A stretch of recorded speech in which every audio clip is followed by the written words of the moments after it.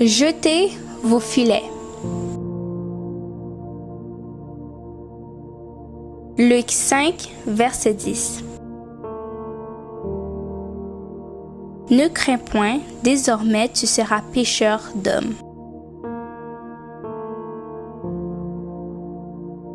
Jésus demanda à se servir du bateau de Simon. Bien que déçu et fatigué par son pénible labeur, Simon se soumit de bon cœur à la demande du Christ. Cette modeste barque de pêcheurs devint la chair d'où jaillirent les paroles du Christ. Le petit bâtiment de Simon ne fut certainement jamais aussi honoré qu'en cette occasion.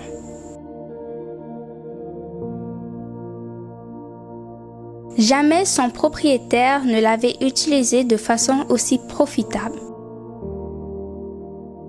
Jésus proclama la vérité biblique. Il prononça les paroles de la vie éternelle. Les vérités présentées au cours de ce sermon se sont répandues dans le monde entier et ont accompli une œuvre que l'éternité seule révélera. Quand le jugement commencera et que les livres seront ouverts, l'histoire de cet effort sera révélée et on verra qu'une lumière jaillit alors pour être réfléchie à travers le monde, le temps et l'éternité. Cette expérience a été répétée pour des milliers de messagers du Seigneur et a inspiré espoir, courage et foi. Lorsqu'il eut cessé de parler, il dit à Simon, « Avance en pleine eau et jetez vos filets pour pêcher. » Luc 5, verset 4. La nuit était pour les pêcheurs le moment le plus favorable au succès de leur tâche.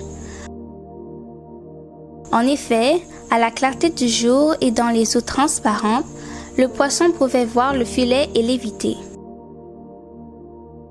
Les disciples ayant peiné toute la nuit sans résultat, il leur semblait inutile selon la sagesse humaine de jeter les filets. Verset 5. « Maître, répondit Simon, nous avons travaillé toute la nuit sans rien prendre, mais sur ta parole, je jetterai le filet. »